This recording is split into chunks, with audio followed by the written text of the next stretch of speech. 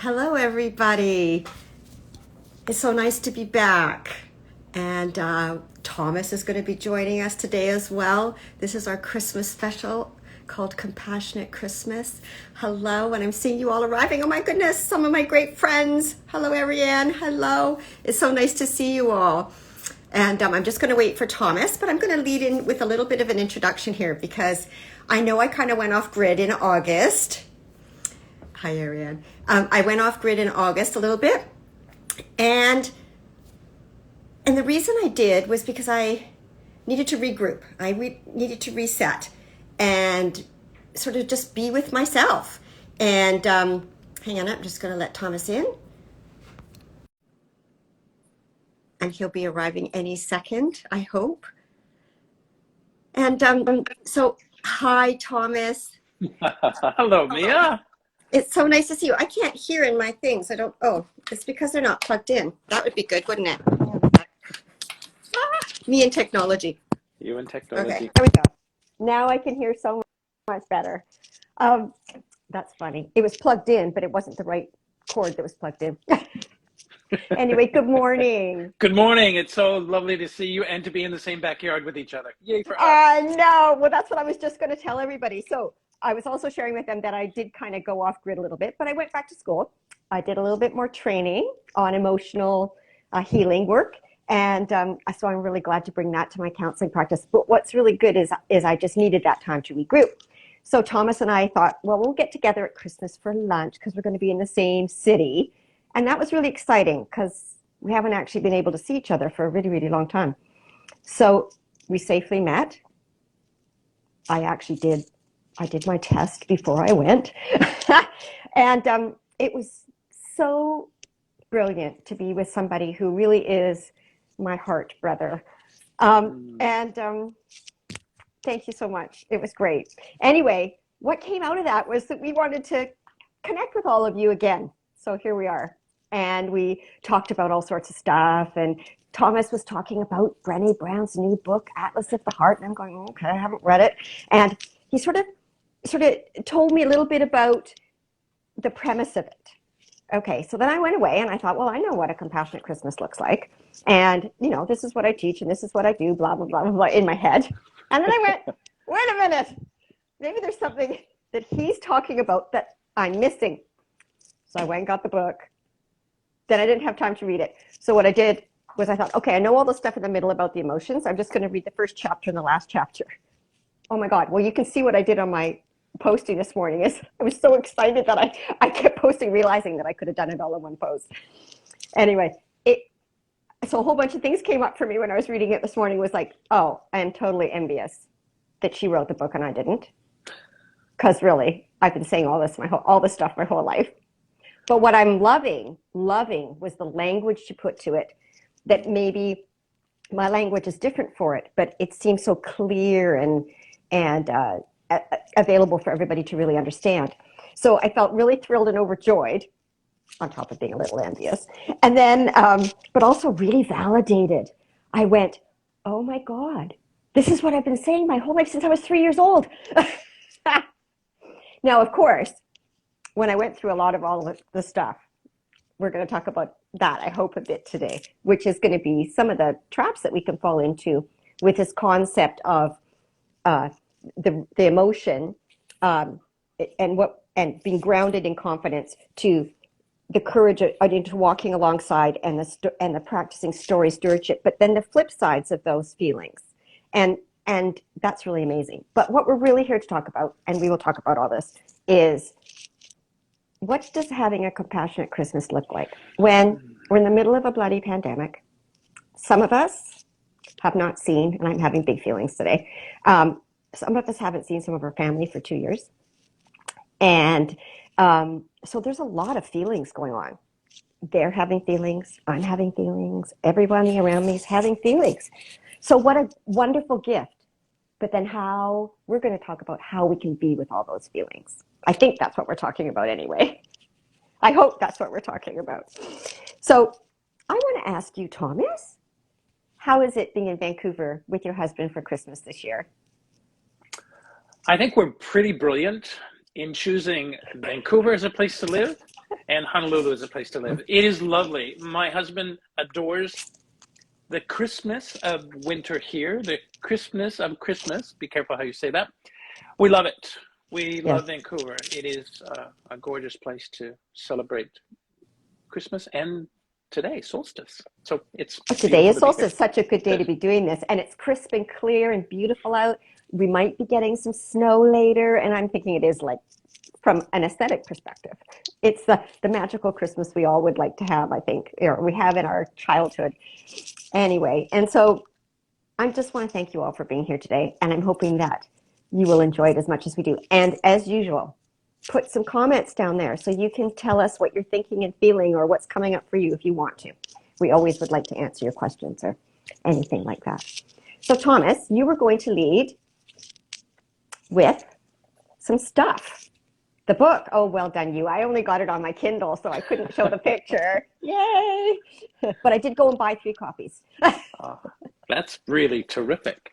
Yes, I thought I would open by turning to page 114, actually 116, and there's a beautiful quote that I'm going to read in the blue. Oh, please do, please do. To kind of launch us into this conversation of compassion. Of course, this is Brene Brown. Compassion is fueled by understanding and accepting that we're all made of strength and struggle. No one is immune to pain or suffering. Compassion is not a practice of better than or I can fix you. It's a practice based in the beauty and pain of shared humanity. Oh, I love that. Isn't that beautiful? She just writes so beautifully. She really does. She has really a real way with, she's a wordsmith. She's got beautiful way with words because they're straight from the heart, I think. And I think that, you mentioned that one thing, the issue of fixing and all that kind of stuff. And I think a lot of us do that. Like, and it's on the chart as well, that we know better, that somehow we can fix it as if we have the power to do that. So she wrote too in the book, something I'd like to just read after what you read. The issues that most of us struggle with are being the knower, advice giving, and problem solving. It's tough because some people do want help, of course. But the best story stewardship, this is a good line, in the moments is just to say, I'm grateful that you're sharing this with me. What does support look like to you? So that we're not preempting that and offering support before we've really been asked for it. Most people just want to be listened to, I think, and heard. I agree with you, Mheyah. I know that. Let me own it. It is the one, in my beautiful dance with my amazing husband, one of the primary ways that we find each other when each of us have maybe taken a different path is a question. And you've heard this from me before. And it's this notion of, how can I support you? Yes. Right? When I'm challenged, Adam will come to me and say, how can I support you? And he's also really great at listening to the response I have. Because ultimately, I found that the true definition of compassion, it literally means to suffer together. Oh, I see. Yes. Yeah, I didn't realize that was the actual definition. Yeah, to suffer together. And of course, it comes from Brene Brown. It's among, what did she say? Among emotion researchers, right? It's defined as the feeling that arises when we're confronted with another's suffering and feel motivated to relieve that suffering. And I think we've got to check ourselves when that motivation is present for us to suddenly think that we can be one of the masks that I wear. And I'm really guilty at times of jumping in and wanting to fix somebody, make them feel better, or diminish the experience they're having, right? I call it the know-it-all. And I love that you open with this idea of being comfortable with not knowing. So the idea of being able to check ourselves, because we really do want to relieve the suffering of others. And of course, I think compassion is simply a kind of friendly presence we can conjure together, a friendly presence in the face of what's difficult. And I just think that's really beautiful, right? It's really, really beautiful. When I was going to counseling school, we called it being with. Oh, that's gorgeous. And I love being with. And that means nothing else other than just being with. You're just walking side by side, holding hands, hearts connected, being with. And I really like that. And I can do this perfectly well in my head as a counselor. This is what I do daily. But in my own personal life, it can definitely be challenging being with the the people that I love, when they're in pain and when they're hurting, when they're struggling, oh my God, I go to fixing. Okay, well, let me do this. How do you know? I'm learning to ask though. Well, where do you need help? So great. Where do you need support? And I'm learning to ask lots of questions, but it's really funny because I think I told you at lunch the other day that I was asking one of my sons some curious questions, and he got really upset with me. And I said, look, I said, you should embrace the curiosity. It's love in action. There's no judgment behind it. And you should really be worried if I stop asking you those questions. Good for Yes. you. Good for you for bringing About what voice you to that. need, what you want, what's Indeed. important to you, Right. what's happening, right? And but some people struggle with even that concept. So the being with part is just being with them. That's really important because I think compassion, it has the power, Mheyah, to connect us with what's difficult, right? It offers us, it really offers us a pathway. It offers us an approach that differs from, Brene said what I loved in Atlas, and you and I will reference this probably quite a bit today, and I haven't read the book. Adam and I are reading it together. But she said, we will, in our humanity, we'll do anything we possibly can not to experience pain. Oh, it's so true. Oh, Which no, is really true. That is like, yeah. So pain, shame, anything. Any of those sort of negative, lower vibrational energies, we try to avoid them for sure. Yeah. So compassion differs from the turning away that we usually do. To be compassionate is more than just being able to show sympathy or concern. It's actually wanting to join somebody. Yes. And I think it's important to actually, in a way, ask permission. When my husband says, how can I support you?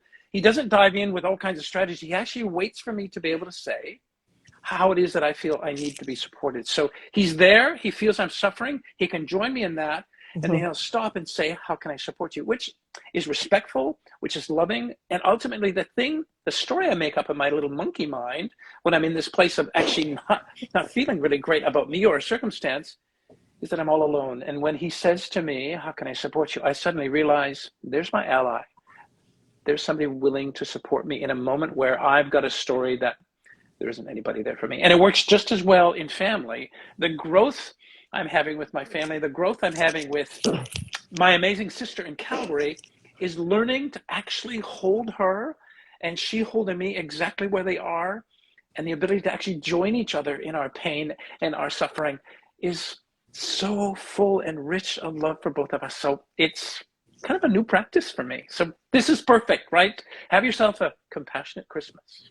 Yeah, well, I practiced a little bit at the other day when most of the family were all having some big feelings about something. And, a series of events, clearly that started in childhood. And I said something I've never said before at the sort of as we got to the end of the conversation. I said, I can really hear you struggling with this, and I don't have any answers for you. I can't fix this. You'll have to be with this yourself now. And how was the response, Mheyah, to that? For me, it's a loving commentary, and I love the context of what you're sharing. But I'm curious, how was the response to that?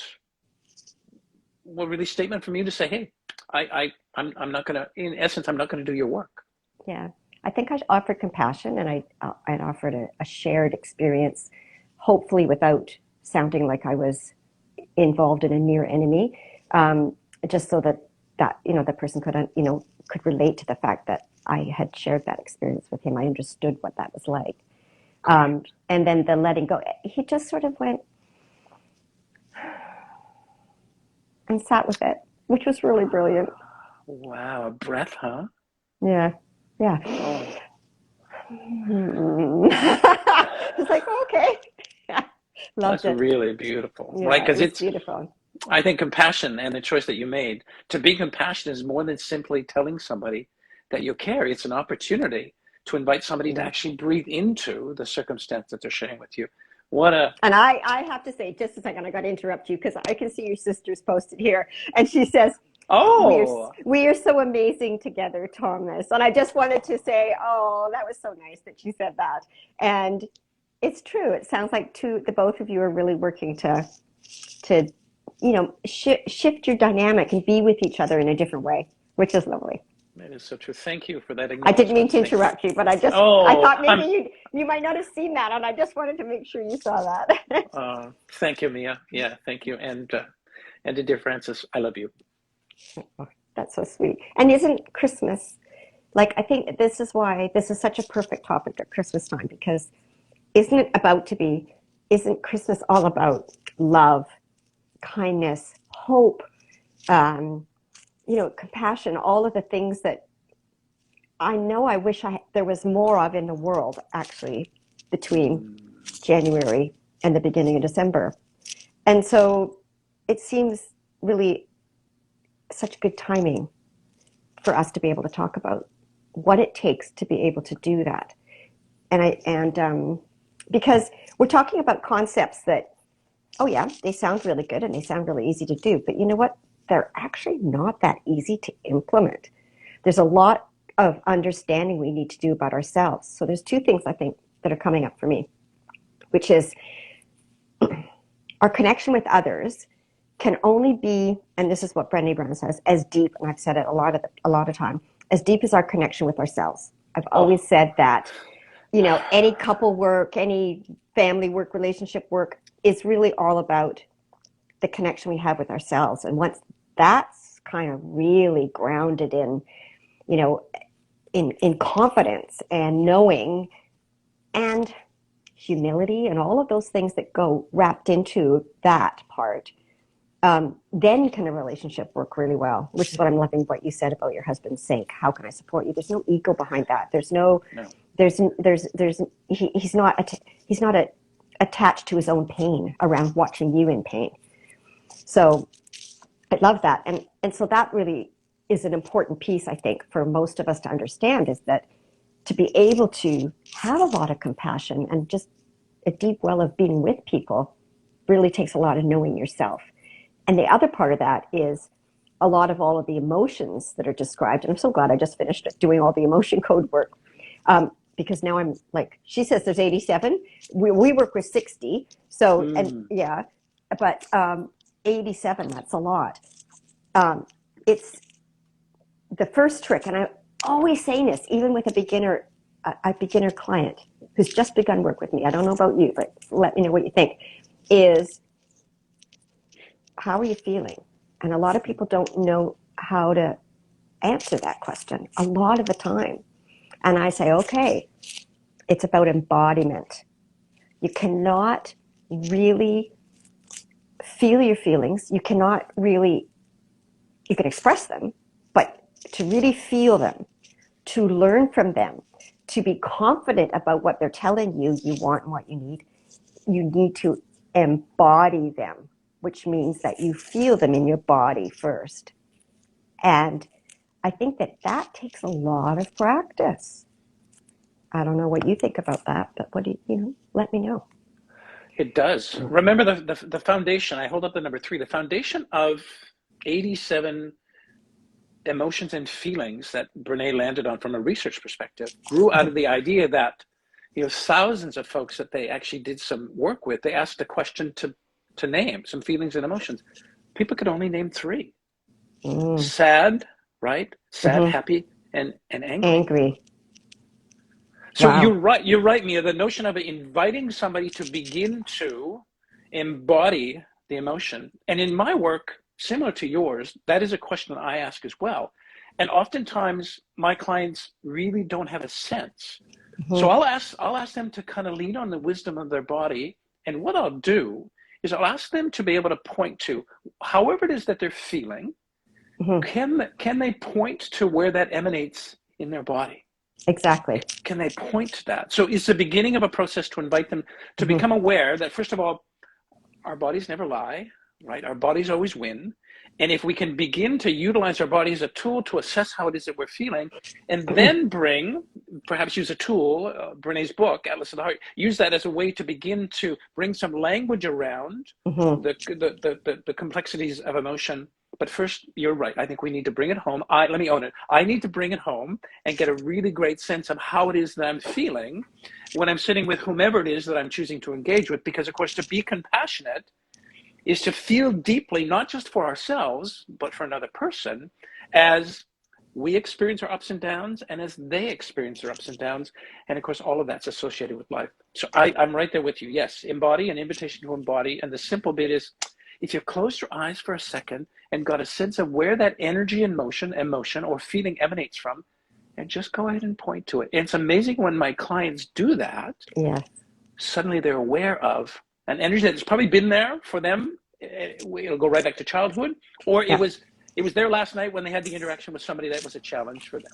Yeah, they can remember. They go back to remembering in some way. They can. Well, it's true. Like what Thomas is saying is all emotions have a home somewhere in your body. They have an energy. And so every emotion has an energy. So that what you're saying is learning to identify what that energy feels like, where it's sitting. You know, the heart has its complete own energy center, separate from the brain and other organs in the body. And so the heart, when, you know, since the beginning of time, have we not always said, oh, it's all about the heart, you know, you want to follow your heart, you want to, and then there's the people who only listen to the brain, and they go, no, you can't do that, and, you know, or we're heartbroken, or we're, you know, heart sick, or whatever. Our hearts actually feel our feelings, know our feelings, before our head ever even gets it. So they go in here, they're stored in our heart energy centers, and then they go to the brain. There's a little bit more science about that, but I won't get too sciencey on you. But what I'm loving about the book is Atlas to the Heart, because I've often said map to the heart, or, you know, the your heart, your feelings, your emotions are a barometer. Yeah. We are the map makers and the travelers. Exactly. And so I think that that's probably the one way to be able to get to being able to be compassionate, is to be able to be with your own emotions.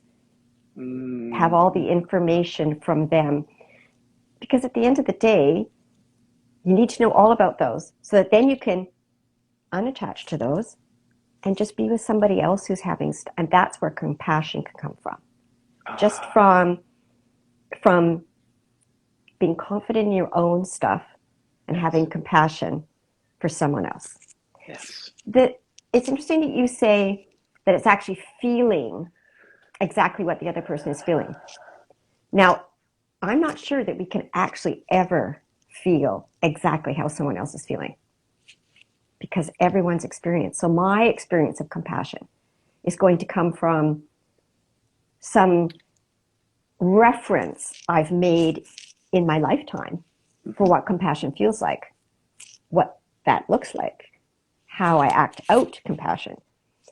But and what another person is experiencing in terms of a negative feeling, and like if they're sad, like I was sad, I was crying this morning. Well, I'm happy to release it. Tears are really good.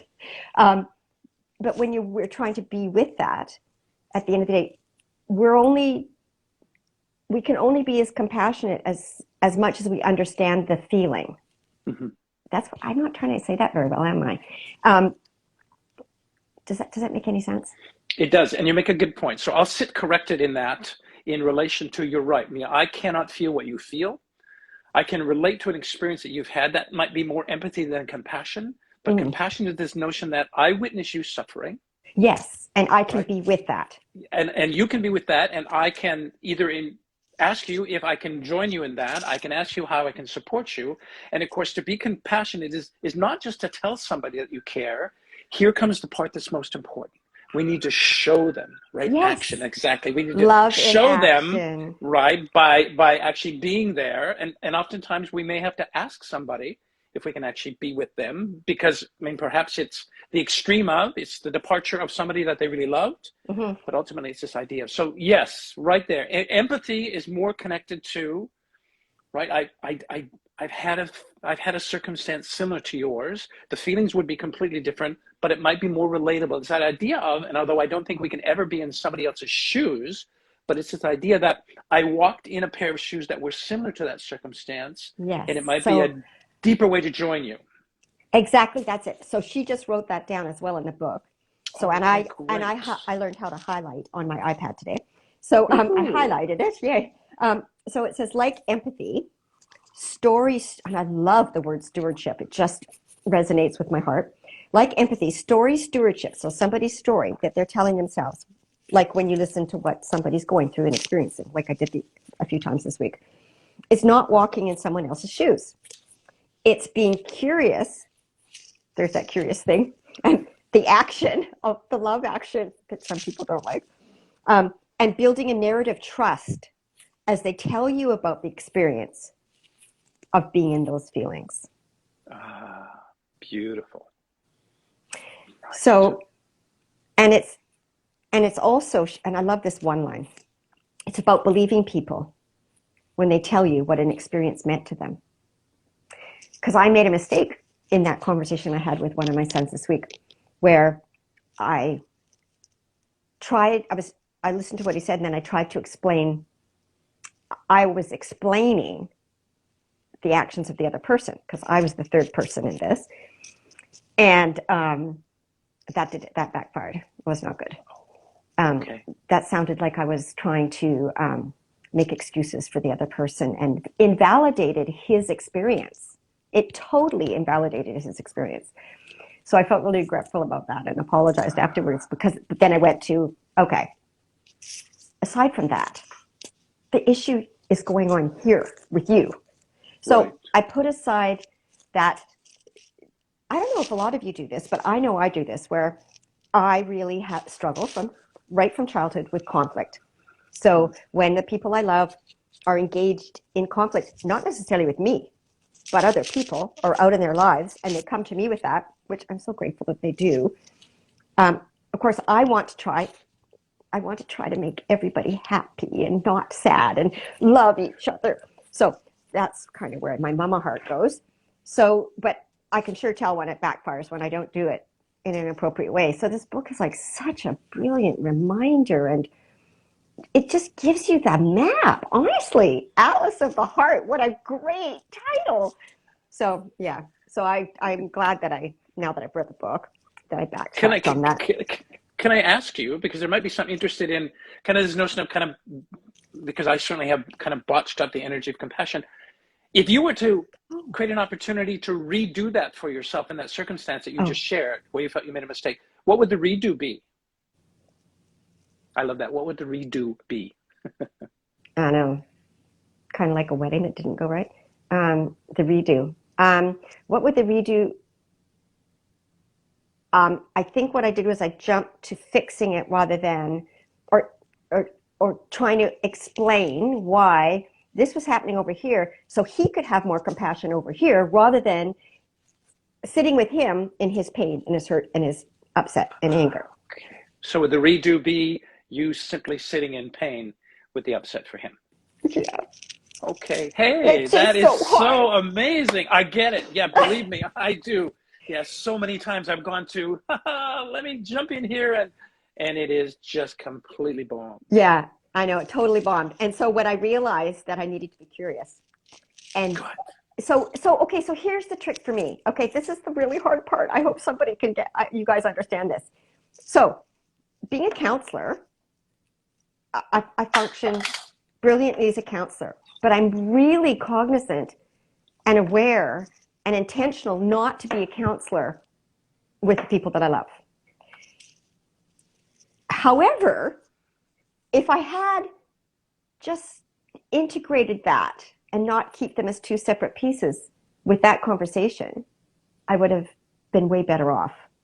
So I guess what I've learned is this week with quite a few of my loved people is that I need to be that person all the time.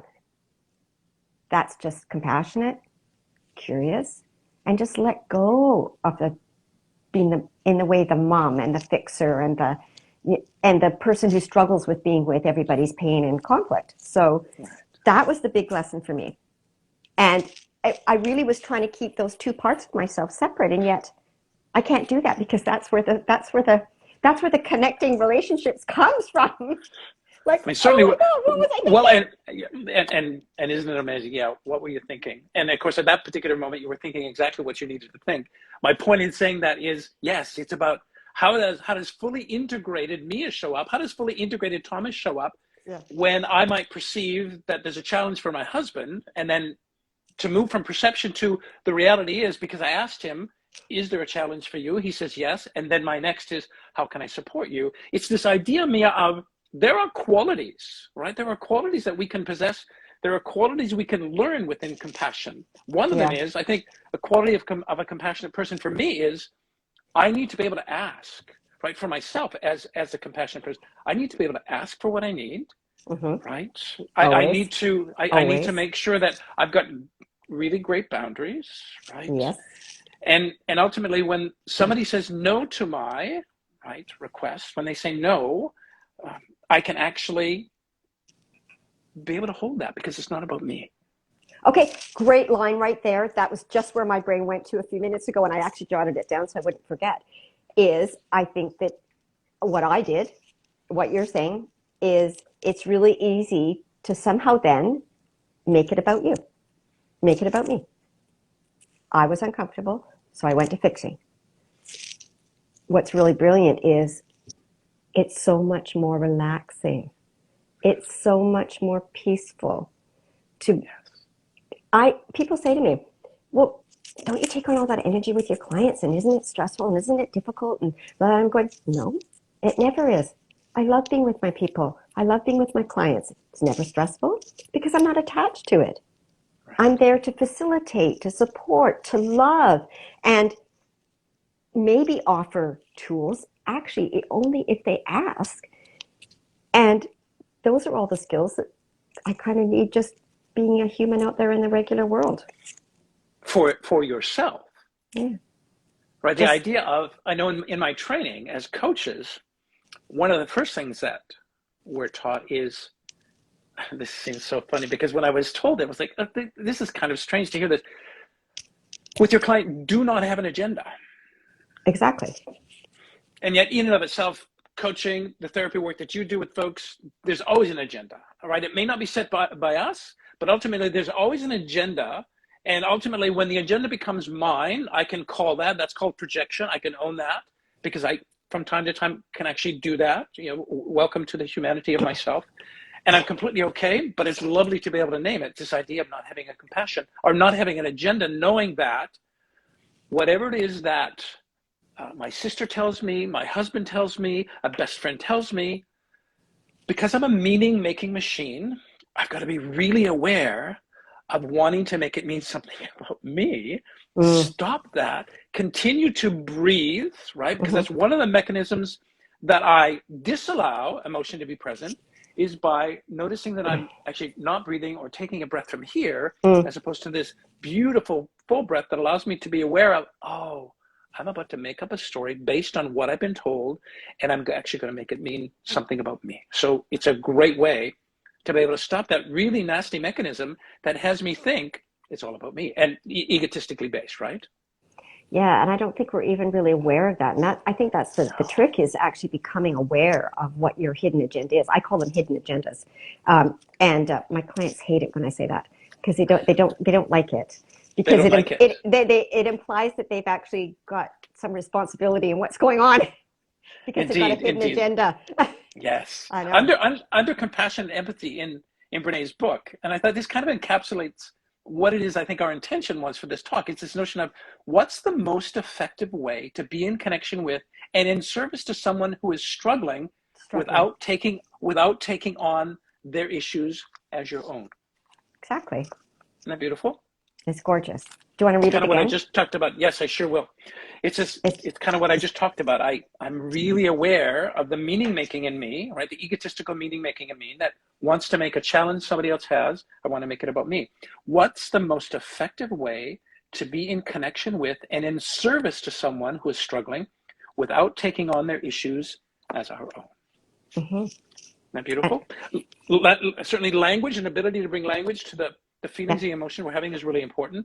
But ultimately, it's this notion of sitting back and maybe not even asking the question, how can I support you? But being the energy of listening times 2, not talking times 1. Exactly. That's a very good point. And not going into the story that we make up about what something means. And then when we make up a story about what something means, then that's when we attach to that that underlying agenda. Which, as an example, for me this week was trying to smooth everything over, Right. because we were all, having a big family gathering.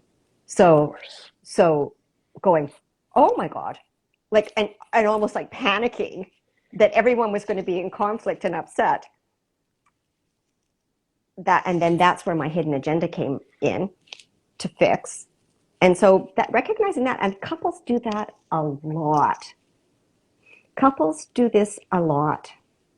They come a lot of the time as a couple because somebody needs fixing over here. And it has nothing to do with them. And so as we start to work, the next part of that comes along is that this person who's brought the other person in to be fixed, of course, has to own that they really need them to be fixed, or else they're going to have to leave the relationship, or they're not going to be able to, like, it's going to cause some terrible loss. Right. So that trying to avoid a loss, grief, pain, hurt, all of that. So that's the hidden agenda behind, no, you have to get fixed and do your work over here because I do not want to go through the pain and the loss and the hurt. Does that make sense? It does, Mheyah. And then I think what gets even more complex, if we move outside the dynamics of that relationship, is this notion of, and you spoke about it earlier, you alluded to kind of the energy of this season, of the holiday, right? Mm-hmm. Of Christmas, of And Hanukkah, perfection. all of those things. That and perfection. wanting to be perfect. Well, and the idea that it's been, this marketing message has been sculpted brilliantly, right? To entice us into Christmas meaning. I have to think this way, have to feel this way, I have to give this way, yes. I have to be this way. And ultimately, when somebody comes to me in the midst of this dynamic and energy, which is really powerful at Christmas time, and they say to me, I'm feeling sad. I want to make sure, just because it's Christmas, I say to them, but it's Christmas, you actually shouldn't feel sad. I know. Oftentimes our challenge is to catch ourselves buying into, right, this artificial notion of what Christmas really is, and instead be able to hold this person for whatever experience they're having, but ultimately be able to say, hey, thank you for letting me know you're sad. How might I be able to support you? Yeah. Well, I think what you said, I'm really glad you brought that up, because we talked about that at lunch the other day, is that we all buy into how we should be feeling at Christmas time, how we should be behaving, how we should decorate, how we should, entertain and be happy and all of that, and how we want to give gifts and show our love. There's so many shoulds around Christmas time that then when, like this morning, when I was so sad about, this notion of this terrible experience, actually, of not seeing my family for 2 years, it's like, well, you're not supposed to feel like that at Christmas time. Well, you know what? I think being authentic and truthful and honest with yourself actually is where the healing comes as well. Is, well, okay, I'm not, today this is just how it is. And I love that book. I mean, you might not have read it, Thomas, or you might have. There's this book that I read to all my boys, which was, the last line in is, and all the way through the book was, it's a real horrible, no good, very bad day, even in Australia. And that's the line. And so now I hear my kids telling their kids that. And it's like, yeah, some days are just like that. Even at Christmas time. It's a horrible, no good, very bad day, even at Christmas. Well, I had an extraordinary teacher around the witness of it. Obviously, took me into my adult life to be able to understand what had gone on.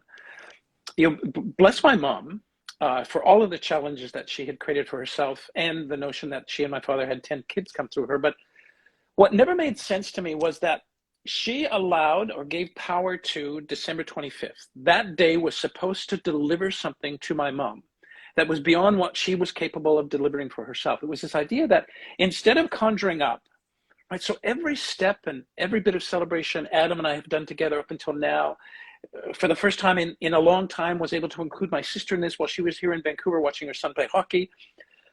I have, since 1988, I was gifted with a learning from a very dear friend of mine. And it was this idea of, how can you be the creator of the Christmas that you want?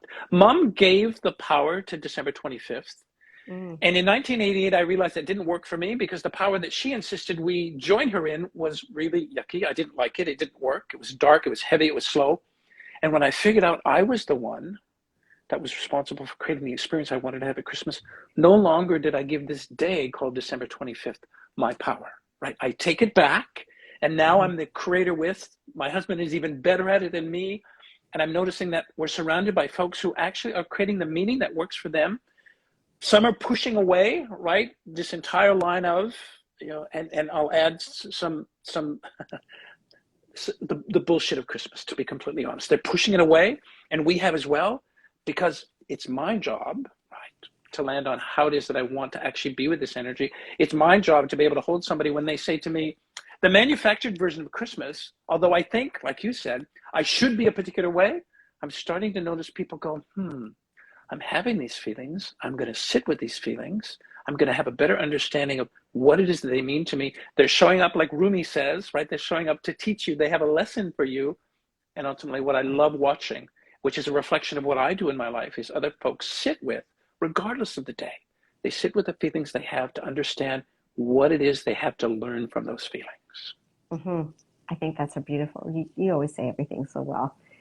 Thank you. And I think what it sounds also to me a lot is that you gave yourself compassion first. Yes. And I think that's, so today when I was upset and sad, I thought, oh, I really need to give myself a hug and be compassionate and understanding and almost like just, kind of look after myself that way and be compassionate. I think we forget to be compassionate to ourselves. And I think that's a really good place to start. It is. And again, when I think of quality of compassionate people, what you just shared with me was this notion of you chose to be open with yourself, right? That you weren't afraid to be open to the feeling that was sitting there and be able to hold it. You could wipe it away. It's here in Vancouver. It's December 21st. We're 4 sleeps away from Christmas. The choice that you might have made was to deny yourself what was really true for you. And instead, Mheyah, you leaned into it. And you didn't die, did you? No, I just cried instead. Exactly. Which is really, really a good release. Yeah. And I acknowledged it, and I feel much better now because I did. I think that we cause huge amounts of issues. And of course, this is all a lot of the work I do with Emotion Code, is that if we deny all those feelings, we can't offer ourselves compassion. If we don't understand them, we're going to trap those emotions. They're going to get stuck inside there, and then they're going to be even bigger than if we had acknowledged them, cared for them tenderly, and we could be with them and then let them go. So it's an important part of our emotional humanity, is to actually feel and process them and then let them go. Otherwise, we're going to make ourselves sick. Indeed. We're going to trap emotions. We're going to be overreactive. We're going to try to fix things. We're going to believe in perfection. We're going to try so much to avoid those feelings that we're really going to get ourselves in trouble big time in the, over years of storing all that stuff up. So for me, my children my sons are not children, what am I saying? Are always saying, my whole family, are always saying, oh, you're so emotional. I feel things deeply, and I'm not afraid to show how I'm feeling. I don't try to make somebody wrong for how I'm feeling. I don't try to project it on them. I just sit with how I give myself compassion, and I sit with how I'm feeling. Yes. I do reassure them and say, look, you're not responsible for the fact that I'm crying. This is what's going on inside me. So I try, and I think that there's a huge amount of freedom in that, actually, for them as well as me, anybody who loves me, and not taking on that responsibility. I'm responsible for me, and I'm responsible for my feelings, and so are you. And so is everybody else. And learning that, not blaming other people for your feelings and being with them, is really where I think maturity comes, emotional intelligence, the ability to be able to manage your Christmas differently without all that expectation, without the shoulds, that's brilliant. That's, that's just what you were describing to us because you do that so Indeed. well. Thank you. It is. It's a great remembering for me, and I realized from that point in time, because when I did learn that, when I did accept this beautiful gift from this person who had a lesson for me, that it was my responsibility to be the creator of my Christmas. Mm-hmm. I never, Mheyah, 1988, I never went back to that Dolan Christmas. I never went back.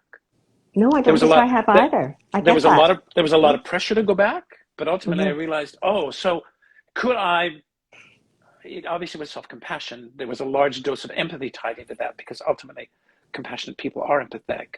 And this notion of being able to reach out to myself to realize how that Christmas wasn't working for me, Mm-hmm. name that elephant in that Name room that it. existed for, name it for me, and then begin to experiment with, play with this idea and find partners in the Christmas I wanted to create. Find partners in Yes. the feelings I was having to affirm that they were true for me. And then, of And course, discovered and that other folks also had some very similar feelings as well. So joining at that level with the folks that were in that feeling state of, this doesn't work for me. And what will work for me, which is really, really important. I remember that when I was really young, when I wasn't really young, but when I was first married to David, um, when we got together, we were 21, and so we were going to have our first Christmas together. And oh my God, we both came with all these expectations and what it should look like and the traditions and la la la la. La. So he had his, and honestly, the metaphor is perfect. He wanted red, yellow, green, every single color, purple. And I don't do purple or orange. And then my mom did all green and blue and silver, and it was really beautiful and white. And so we both came just with this like hidden agenda of what Christmas should be like, and so we went, no, we're not going to do it your family's way. We're not going to do it my family's way. We're going to make our own. So we went with white lights. I love red, so we did white and red. And we did that ever since. So like you with your husband, we created what we felt we wanted our Christmas to be like, irrespective of our upbringing and our, social conditioning and traditions that our families sort of imprinted on us. So yeah, and at the time, like we were really young, but we both had a lot of compassion for each other about that. We both went, oh yeah, I can understand why, and then we realized, wait a second, that's just imprinting, and so we created our own, just like you guys have done, and it's brilliant. I'll never forget that. So I always tell my kids, when they're newly with somebody, make up your own how you want it to be. Indeed. So when you're between now and the 25th, for you and I, for folks that are listening, when somebody approaches us and they make a statement, and we think that statement they make, I'm feeling really angry because of Christmas. How can we share, Mheyah, what might be a strategy for them to be able to hold?